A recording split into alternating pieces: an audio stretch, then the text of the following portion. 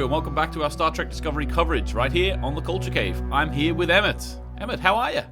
I'm deep in the cave today. There's been a lot of culture to explore in here. It's great. We've got stuff written on the walls. It's all fantastic. There's actually cave drawings from back, eons ago. Yeah, aeons ago. Like Predicting 1993. predicting the craziness of this year that's already just started.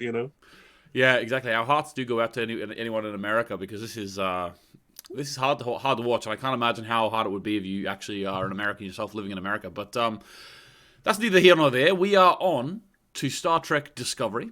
Could you please give the video a like and subscribe? This is the last Star Trek Discovery discussion. This is the last episode of Season 3, which I'm sad and I'm not, because I really, really enjoyed this episode. So if it wasn't the end of the season, I wouldn't have got to experience it.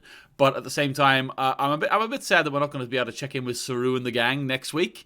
But, the future is bright, it seems, on this show. So, Emmett, where do you want to start off first of all?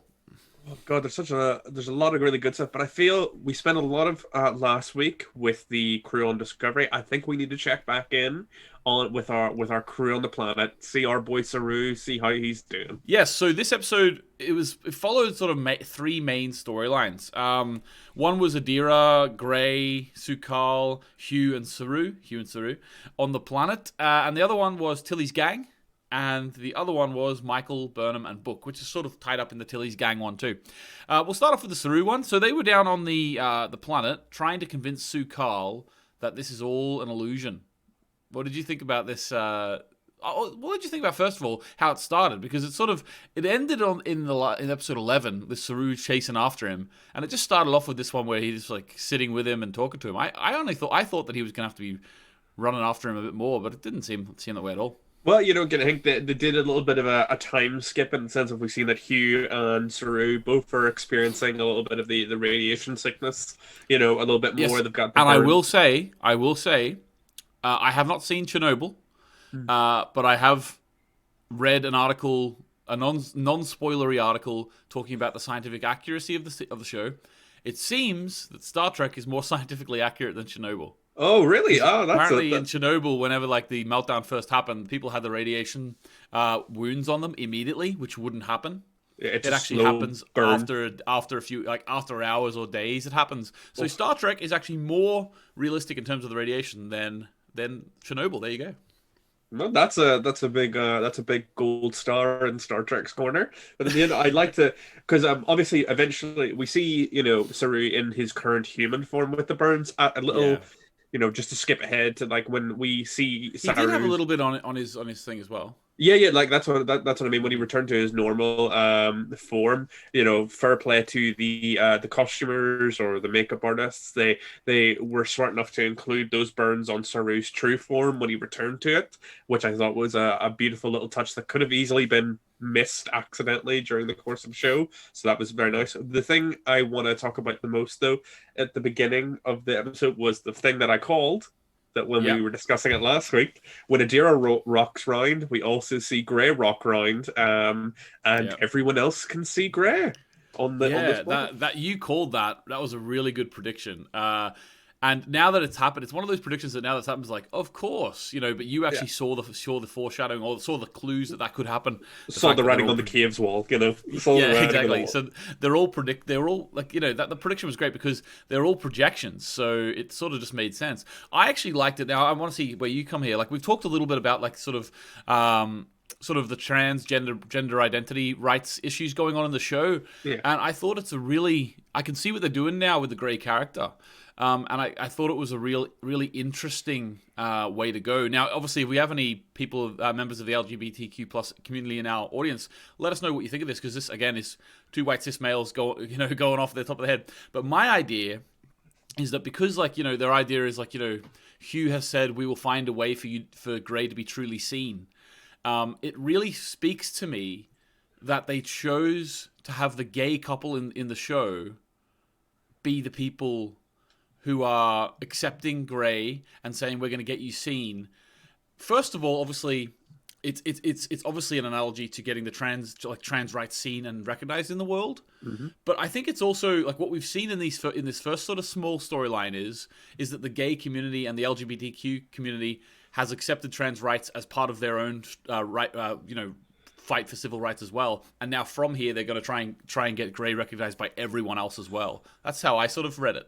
Yeah, no, I think there was a lot of symbolism in that moment, and also I think there's a lot of symbolism in sort of Grey's journey. Again, I might be reading too much into it, but like I think you could make great parallels between the idea of like gender dysphoria and this idea of like literally not being able to be seen. It's a they're two ideas of like the body not representing how that person feels.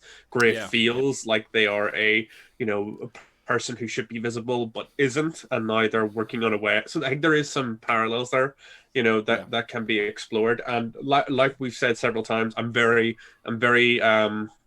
pro this gay space dads. Their life is one of my favorites on the crew. So the fact that they've basically adopted Adira and Grey, I'm happy with that. I love that. I'm just like, yes. Give me more of this. It is great, and I love that Ian Alexander, the actor who plays Grey, was able to actually interact with other characters properly at this time. We got to see him, sort of flexing his muscles a bit, actually being being part of the crew. You know what I mean? And I really enjoyed that. I will say though, Grey's actor a little bit. Grey's actor a wee bit more. Like this was my first sort of experience with them, so like it was great to see them being able to express more, be able to show more. Like they're great. Like not only just like a actor in the sense of like communicating with people, but like a great physical actor too. Like was this sort of what they were like on the other show that you had watched with them? Yeah, the OA is what Ian Alexander is in the OA. And in the OA there's like a group of boys. Well, the main character calls them the boys or whatever. And sort of so Ian Alexander would be in a real group dynamic there. And it was sort of, so in this show we didn't really see him getting to interact with too many other characters, obviously just Adira up to this point. So it was good to see sort of in a group dynamic again. I really think that it'd be interesting to see how they go. I think they've started this storyline, so they have to get to a point where the rest of the world or the universe can see him. So I'm really interested to see how that goes. Is it going to be actually getting a true body back, or is it going to be through a digital display? Like, I'm interested to see what they do, because I think they have to do it, or maybe it'll just be one moment in which they see him. I'm hoping it will be more than one moment. My thought process is, from what we've already seen on this planet, obviously that where the ship's hologram sort of like programs a body for them, and they're able to interact in that way. I'm thinking it might go something like that. Maybe they'll find like a way of like attaching some sort of device to Adira's head and make like a hologram of Grey that's able to sort of like move and interact with the world around them. That would be nice. That would be pretty cool. That would be pretty cool, let's be honest. We'll obviously have to wait till season 4 hits, but that's, again, I was right with my prediction on this one. I'm gonna be confident in my abilities and be like, I think they're gonna do like a holo projector thing from Adira, similar to how eventually the Doctor, the emergency medical hologram in Voyager, was able to get a mobile emitter, which allowed him to move outside the confines of the medical bay or outside the confines of the ship a little bit more, and allowed the actor to be able to interact with more members of the crew on a more active basis. Because we've had similar situations like this where certain characters have been limited to being able to interact with other characters, and then they've worked on expanding that out for storyline perspective, and I imagine also for the actors, so that they have more opportunity to like flex and stuff like that. Yeah, exactly. Well, it gives you the opportunity to tell different and new stories. But I personally really looking forward to that now. I think you're right. I think they're gonna, maybe they even will put it into the something just into the software and the hardware of the ship, and Grey will be able to be seen on the ship. I mean, if it's on Adira's head, then that would mean that actually you're able to have it anywhere Adira goes, I suppose. But yeah, it'll be interesting to see. Before we leave this, there's two things I wanted to mention before we leave this sort of just discussion about the sort of LGBTQ the team of LGBTQ characters in the show. A couple of things. First of all, what is the race or the species that Adira turned into? Oh, I know it's one that's appeared before, but I'm forgetting the name of it. I've tried to Google it again, and I haven't been able to find it. Like everyone else has been like ones that I am like immediately recognizing. Yeah, this one doesn't seem like it's been one that is a real sort of stalwart of the Star Trek. It's definitely something that I had seen before. But it's just something that I was interested in knowing. So I put you on the spot there. I apologize. Yeah, not a problem. Like gun to my head, it's probably something that I'm forgetting, and I'll remember like later in the week. But I did try to Google it a bit, and I couldn't quite get it. It might be from because obviously I've not watched everything related to everything because Star Trek is such a massive franchise. It's impossible. Oh, it's almost impossible to keep track of everything. But my guess would be it's probably from something I've missed at some stage. Yeah. Cool. The last thing I wanted to speak about in this little sort of section of the episode is that we were talking about Hugh and Paul. I want to talk about Paul for a minute because Paul was sort of shunted off the Discovery by Michael, which was a good move. Let's be honest. Good strategic move. Yeah, it did worry me how on earth they're going to get back to save Saru and all, but they figured a way out to do that. I like, obviously, one thing I predicted mid-episode was the idea that the Admiral Vance actually had a family. I predicted actually while I was watching it that they had passed away because of the way that the Admiral said to Paul, trust me, I know what you're sacrificing. So maybe they are actually, and he just doesn't want to say it at the end to Michael. But basically, Paul's storyline is interesting to me because to me, Paul is a really good character who does have a heart, and it's obviously we've seen this series how he's looking out for Adira. And obviously the relationship with Hugh is very very heartfelt as well. But the thing is with him is that he's always had a bit of an ego about him because he's the only one who can use the spore drive. And now I'm really interested to see how his character goes forward. That he isn't the only one who can use a spore drive. Because we know Mr. Cleveland Booker, Mr. Book, who we've also found out is not his real name. Although maybe we knew that already. But it was sort of hinted at the fact like when we met his brother, his real name or his original name was brought up and stuff like that. But, yeah, that's right. Yeah. But Cleveland Booker, we haven't actually we haven't even seen a flashback or anything of the real Cleveland Booker.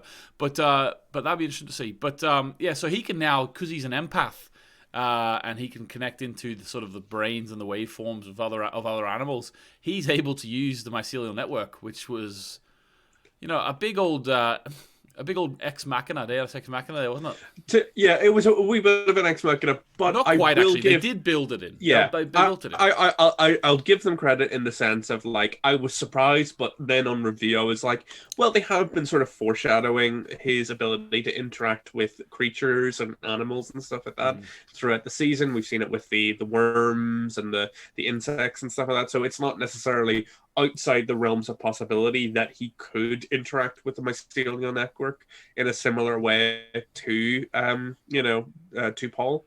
And so like it wasn't completely out of that field. I will admit it surprised me a bit, but I wouldn't say that I was like, oh, that doesn't make sense. I was like, no, it made sense.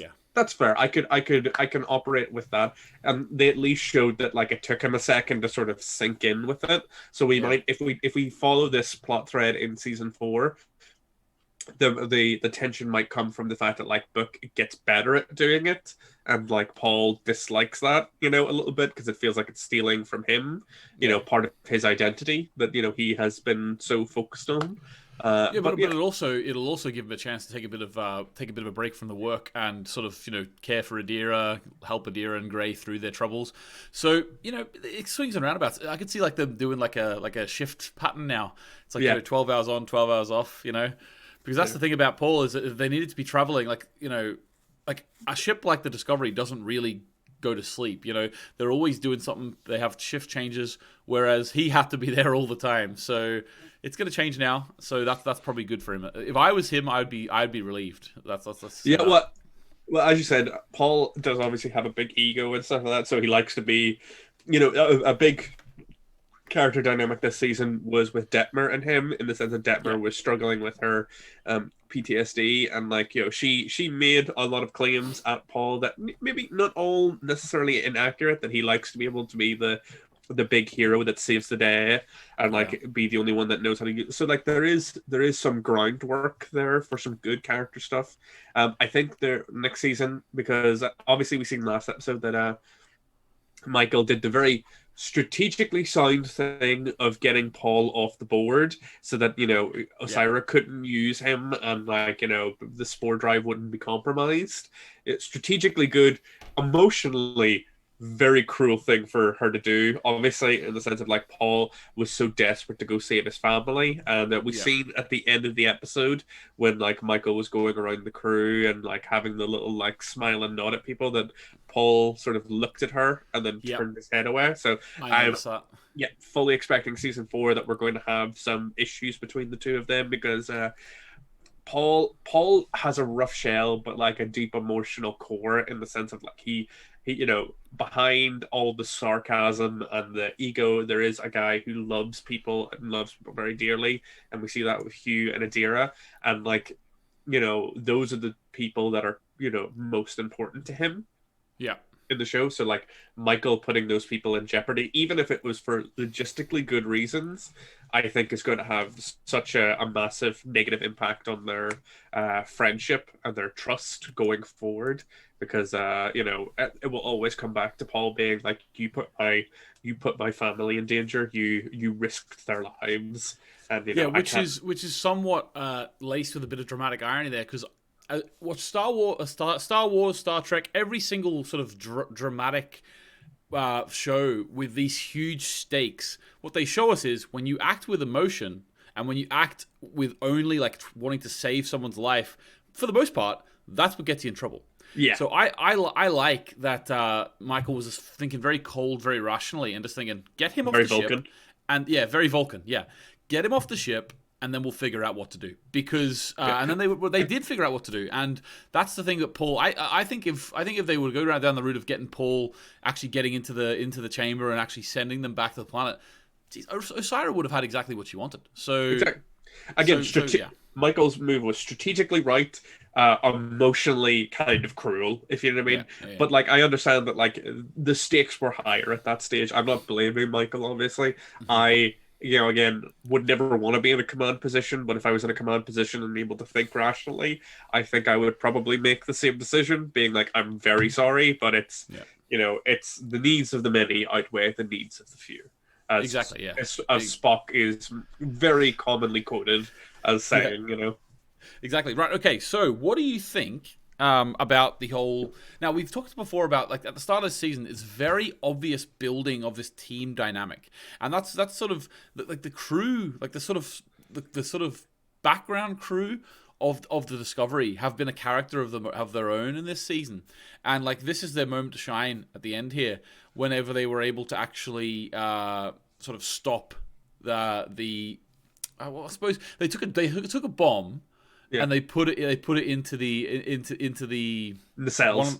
yeah, exactly. So that was pretty risky, to be honest with you. But, like, Oh yeah, this idea, like, they all sacrificed themselves. Well, they thought they did. They all sacrificed themselves for the good of the ship, and I think that storyline is being built all season. That's what I yeah. think. Well, again, we've talked about this, like, this idea of family that's been, like, really undercurrent in the whole show. Like, through the episodes, we keep interacting with people's families, family dynamics, and stuff. Which has been so important. And, like, I know a criticism that some people have had of Discovery is that, in a Star Trek show, generally the bridge crew is given a lot more focus, whereas this show is maybe focused on only a few characters, Yeah, really. But I was very happy to see the bridge crew get a little bit more to do this season. Obviously, Detmer had the best arc out of them this season, with the most focus, but everyone sort of played into that arc. Which was great, and Tilly got to do her thing, her leading thing. So it was a very tense little scene, especially because with lesser known characters, or, like, lesser appearing characters, hmm, there's a much greater threat to their life yeah, going forward with the season. Whereas, like, you can, when you're going into a scene, you can kind of, like, when you're going into these tense scenes, you can kind of logic being like, well, Michael's going to be okay. She's the star of the show. yeah, Saru's going to be okay. He's the captain. Like, those are the big main roles that aren't going to be touched. But, like, the bridge crew that we've got attached to, but maybe don't get a whole lot of screen time, those people are potentially, some of them could die in those sort of scenes. So that yeah, was some of the, and being in those, in the lower decks, losing oxygen, that's a easy way that you could lose people in those scenes. So it was very tense, and I was worried about our crew. Yeah, I thought we were going to lose someone. Yeah, Um, I genuinely thought we were going to lose at least one person during that yeah, whole. Lieutenant Owosukun, who at the end actually she was saved by the sphere data. Yeah. Oh, uh, yeah, so whenever the sphere data, like whenever the little robot bent down and grabbed her uniform and then it cut away, I was like, wow, she's okay. yeah, So I knew that was going to happen. yeah, But now they've got like this little, and at the end, whenever like the sphere, we didn't talk about the sphere data at all last week, yeah. being within these little robots. Really interesting to me. At the end of it as well. Whenever the sphere data saved her, and then like Jet Reno was like fixing it up again. Yeah. It made me think to myself, oh, like the way that the lieutenant looked at it and was like really happy that it was back alive. I was like, is this the new R2D2 of this show? Oh yeah, You know? and they're gonna have their own R2D2 or like a data or something like that, or Yeah. where it's like an artificial intelligence that's sentient and alive. Well, I would really love if the sphere data could become more of a character rather than just a plot point, if you get me. Like Yeah. we've had little moments of it throughout the season, but that would be a big ask for season 4. Like let the spear data, become like a member of the crew itself more actively. That would be great. Yeah, I agree. Right, okay, so while this is all going on, Saru is trying to convince Sukal to leave. A lot of emotional, sort of dramatic scenes in this episode with Saru. I actually think it was quite believable, the journey that this character of Sukal went on in a couple episodes we've seen him in. It wasn't easy for them to convince him to leave, and I think some of the things that he was saying was his dialogue to me was very believable of someone who would be like stuck there for that long. He didn't believe anyone. He thought he was the only thing real in the universe, basically. Yeah. Well, it's like he is physically mature in the sense that he has grown into an adult, but he is emotionally and intellectually quite childish because Yeah. he hasn't had that opportunity to grow and learn and like interact with other things that aren't just like pre-recorded holograms and stuff like that. So this was all a big shaking event for it. Like obviously we talked about like last week how we were like, or not last week, but the week before last, where we were like, so he was behind the burn unintentionally, and that seemed it seemed a little bit, but like at least in this episode they gave it a nice little bit of emotional weight behind it, in the sense of we experienced more of his trauma and got to know him more as a character, and we sympathized for him through Saru, because Saru really wanted to help him, and like I'm sure you got that as well. Like where like Saru was like, oh, I'm like a young person of my species. I need to help them. I need to be the elder in this situation. Yeah, exactly. It was interesting because the storyline, it makes sense now that we've seen the whole thing. But when it first started, it's like, oh, this is the cause of the burn. I was like, this is really interesting because I didn't think it was so unconnected to anything we'd seen before. Having said that, I do like it because basically Saru, he's the only one who could have done it. He's the only one who could have actually got him on side and got him to leave the projection because obviously Saru is Kelpian. So I think that was real. Obviously, it's a little bit like all the cards have been placed in the deck at the right spot before the trick. But at the same time, I thought it was nice, and it was good for Saru to have a proper like meaning. I'm interested to see now. Obviously, Saru and Sukal have gone now back to their home planet, and unfortunately, this is another case of me calling it, where we get a captain for a season, and then that captain leaves the chair in one way or the other, So I was unfortunately calling that right, where it meant that Saru maybe wasn't going to be captain next season, and I was like, yeah, I find that very interesting because I don't think that Saru's gone. Yes, I think he'll come back, but like I don't know if he'll be in the captain seat when he returns. That's really strange to me. Is it because Saru has he made the decision that he wasn't the best person to lead? Like why? Or is it just that he's okay? Whenever they first said that that Michael Burnham's gonna be in the captain's chair, I immediately thought to myself, oh, okay, that's just till Saru gets back. But then she said, no, I want to wait until Saru gets back. And I was like, does that mean wait to be captain until then, or wait and just not have any captain, or does it mean not have any captain until he gets back and he be captain again? I don't really know how it's. I think it's implying that Michael will be acting captain, but she That's doesn't what I want to be thought. like. I don't think she wants to be like officially captain until Saru returns, and that they can have a discussion about that and be like, all right, which one of us is best suited to continue the role of being the captain of Discovery. I think Saru is. There's a lot of stress to being a captain, and like I think he just realized that he was, while he was obviously a good captain of the Discovery, and I think probably had found his footing, that this journey that he could go on with, like, the only other person that could go on this journey with the young Kelpian was him. Like, he needed to Hmm. be there for this boy because he had become almost in a very short time an almost surrogate father figure to him, becoming the elder that was guiding him. And it's like, he understood that this took a certain amount of precedent, and also it tied into that idea of family, like we've been talking about so much during this season. Yeah, Or like, I think sorry, yeah. no, it's just go ahead. I was just gonna say the idea of Michael Burnham being the captain as well. This character, like like the phenomena in what do you call it, in the world of failing upwards. So like, Yeah. so especially like particular a particular gender of a particular race, we'll say, definitely can fail upwards. Not that doesn't always, it's not always the case, but it does happen. Yes. Michael Burnham, in my opinion, has succeeded downwards the Yes. whole way through. Like, she keeps getting demoted and demoted, Yeah. even though what she does keeps working and working. And Yeah. now finally, she's actually been given the captaincy.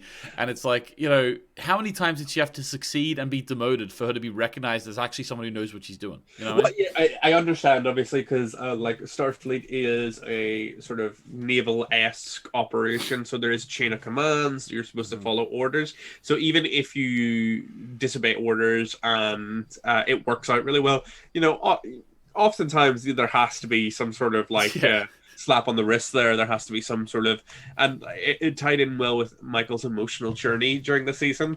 Like some people complain, obviously, that like Michael often turns out to be right, even in situations where she seems like she should be wrong. But I Hmm. feel like that's less of a criticism of Michael and more of a criticism that you could, lobby at a lot of shows about the main character, where the main character will always have to be right on some level. So, like, that doesn't necessarily bother me. And the fact that Michael has spent a lot of the season being punished for making choices also, I think, Oh, mitigates yeah. a great deal. So, like, her going through like such emotional stuff with Saru and her mother this season, I think makes up for the fact of that. Yeah, exactly. And like, there's only particular actors there's only particular actors or who get levied with that claim that they are right too much, Yeah. or that they get too many things correct. I don't think I need to specify it any more than that. But Yeah. there's only, let's say, only half of the actors in the world would have that claim levied at Yeah. them. And again, if you're one of those people who maybe think that, I would just maybe review other captains in other main characters in Star Trek shows over the years. Have they oftentimes been portrayed as right when maybe they're not 100% right? Have they, maybe been given a lot more leeway because they're the main character? I'd maybe ask people to, I obviously don't want to start a fight with anybody, but like I'd maybe ask them to review that before they come at Michael. Before they come at Michael. Yeah. We don't, that's the thing. Like, we don't have to stand in front of Michael. Like, she can defend herself. Oh, she can. She'll stand in front of us. Yeah. She'll defend us. She continued her diehard escapades this episode. I'm sure Yeah. you enjoyed that too. I was I did, yeah. it Oh, was a see, real the moment whenever she was like, "I got a plan," and then she just rolls out. I was like, Michael, that's not a plan. Yeah, that's not a plan. That's, what are you doing? That's an idea. This is no time to commit suicide. It's like the Guardians of the Galaxy bit where it's like, that's not a plan, that's an idea. Like that's half an idea. It's like, just throws herself out. it's like it worked, good job, yeah, but like it that could have worked, gone yeah. really badly. Yeah, the plan worked. What plan? But yeah, that was really good. And then she went into the data center of the ship, and she had a final battle with Osira. And she got pushed into the data cells, or whatever you would call this, like the chips. I don't know what they would be, but pushed into the data wall. And then then she was like, "All right, I'm all the way in now. Now's the time to draw my guns." Well, You know, like I was, what was with her arms the rest of the time? Were her arms could not that get the guns before that? You know, or she and Asira were doing their fights and stuff like that. My question to Asira was like, you see her going into the data wall, she can't move. Like, why not shoot her there, Asira? Like, you got a sec, grab your gun, like finish her off again. But I think that's the feelings of Asira. Her ego gets the better of her, like many villains. We've seen it 100 times. You've seen it 100 times. Yeah. The villain gets a bit too cocky and be like, I've killed the hero, and then bang bang. Oh yeah. Most works of fiction have a moment where the villain could have easily killed the good guy and just never do. They all have that moment. It's like I feel like one of the best references to this. And I don't know why I'm referencing so many random things, but like The Incredibles, where it's like, you got me monologuing, dog. Such a self-aware thing. I'm like, oh, chef's kisses. Yeah. It's so good. Yeah, because the thing is, actually, if you really think about it, it is so believable that people who want to end the world or whatever would do that. Because because they literally they're so self-absorbed that that's the reason why they want to do it in the first place. So of course they're going to take the time to lay out their grand plan. Yeah, like a person who's egomaniac enough. We've seen it in the real world. A person who's egomaniac enough to think that they should be in charge of the world will talk a lot, if you let them, Yeah, so, exactly. I don't want to hear anyone talk about how that's unrealistic in plots anymore, because it's just like, no, that's just that's just a common character trait of people who are that crazy. They're gonna tell you their plans because they're so cocky they don't think you can stop them. Yeah, exactly. There was a couple more things to talk about before we'll jettison out of this conversation. But one of the ones is whenever the Discovery ditched its warp drive and it had to move away with Booker, and there was real suspense there. I'm gonna say I didn't really like the very sort of stereotypical cut away before we know, and then like later on go, hello, it's Discovery. Like I personally would have preferred a style of tension to be like tension, and then it goes and moves. Like even if we went straight from the explosion to them in space and coming out, that would have been okay. Like I just don't like to me the tension of whether or not they're going to make it out. That moment where they're like, oh my god, come on, Book, and then it explodes, and then like 5 minutes later we get told that they didn't die. There's no payoff to that tension. The payoff has to come when it's building, bang, black alert, we go, and then you get the relief of like, oh my god. Like, if you tension, then they explode, you're like, oh my god. There's no fulfillment to the tension, you know what I mean? It's very cheap. It was a very cheap way of handling it. No, I completely understand. And like, not for a single moment did I think that Discovery was destroyed. I'm sure everyone in the audience was the same, where it's like, Discovery hasn't been destroyed. They made the name it fine. of the show. Yeah, like they're fine. Like a majority of the crew is there. Like they made it. Like you don't need to like drag this out. We understand. Like you can add tension to the show in other ways. Like in the sense of like, you could do all sorts of things, like make it so that when they're going through the mycelial network, it's a much bumpier ride than normal, because of the explosion and because of the fact that Book is not necessarily trained with it in the same way that Paul is. There's so many other ways to build that tension rather than will they make it out before the bomb explodes? Of course they'll fucking make it out before the bomb explodes. Of course. They're not gonna kill off the ship and the cast. This isn't, I was gonna make a big spoiler for another sci-fi show, but I'll stop myself before I say it. Yeah, I know exactly what you're thinking. Yeah. A big sci-fi show that did kill off a majority of the cast at the end, Yeah, exactly. But also, there's also another big sci-fi show which also did destroy the ship. But the name of that show wasn't the name of the ship. Let's just say. So like when you have your show called The Thing, but also can you imagine if they all just did die and like the only characters left were like Adira, Saru, Sukal, Gray. And Hugh, they're the only ones left. Yeah, it would be a very interesting show, but it would probably not be the show that we would want to see in a weird way, because we would be losing a lot of pretty interesting characters that we would want to see more of, Yeah, exactly. I suppose that's that's one way to stop a Syra, though, if you just blow up the ship. Yeah, exactly. Well, Syra's already dead at that point, but anyway. Yeah. Okay, so last thing we're going to talk about, And this is, I would say, there's a lot of evidence in the world for this being the most important thing in Star Trek. The thing that people, for better or worse, care the most about. New uniforms. Oh, beautiful new uniforms. I hope that they alter the colors slightly, a little bit when we go into next season. I would like the uniform maybe to be a little bit darker in tone so that the color stands out even more, and we maybe get a wee bit more color on the uniform. But I'm a sucker for new uniforms and stuff like that. But No, I thought they were good. I noticed. So, blue is a science color, yes. So red is at this stage in Star Trek, because through the eras the colors have switched around a little bit. Right. So blue is scientific, yes, and, Yeah. and medical. Red at this stage is command and I believe like navigation and stuff like that. Yellow is security and engineering and stuff like that. So Was at one point the red shirt? Was that always command?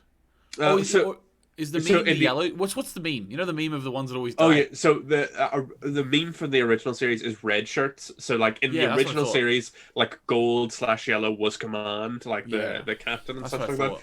And then when we transitioned over from the original series to Next Generations, the colors Yes, switched around where they had the I know command. Jean-Luc Picard wore red, didn't he? Yeah, he Jean-Luc Picard were red, but it's a funny little thing where like people get annoyed about the continuity changes and stuff like that. But like the reason that it changed from gold to red was just because Patrick Stewart and Jonathan Frakes looked better in red than they did yellow.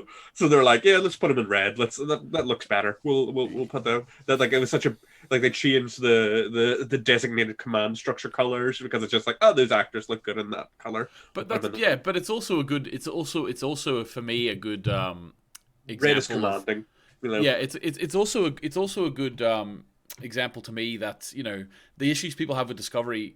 They should have those issues with every single Star Trek series. You know what I mean? Yeah. Every series can't be completely accurate to everything. So I have a rule of thumb in my head at least where it's like continuity is supposed to service the story, not the other way around. Like story Yeah. shouldn't service the continuity.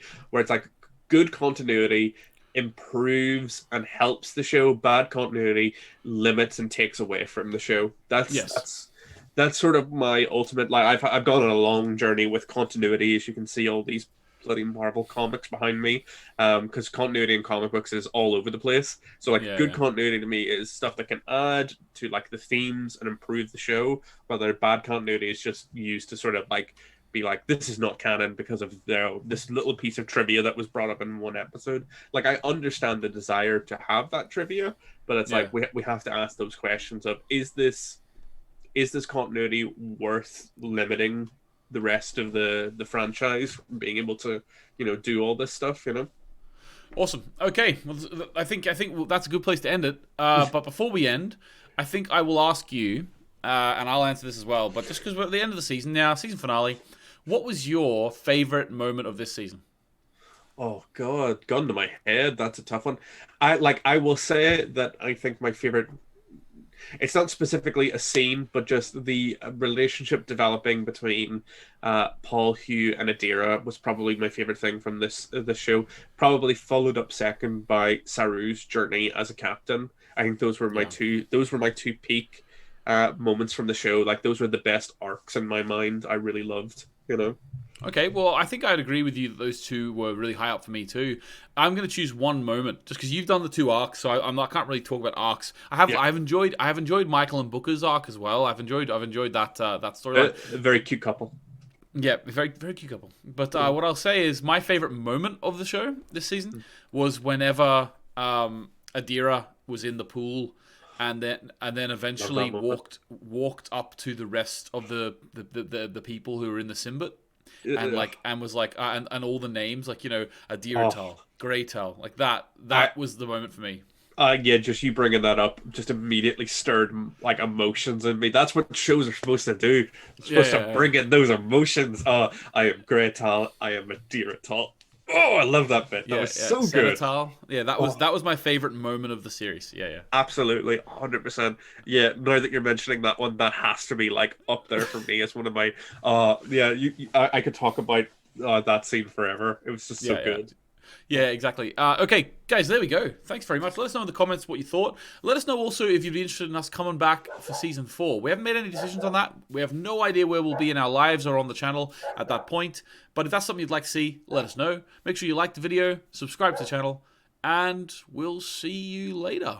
Live Yeah, long and and prosper. live long and prosper. And hey, drop in your favorite moment from the season Yeah, in the comments below. I want to get this discussion going, you know? let's get it going. All right, guys. Thanks very much, and we will see you later.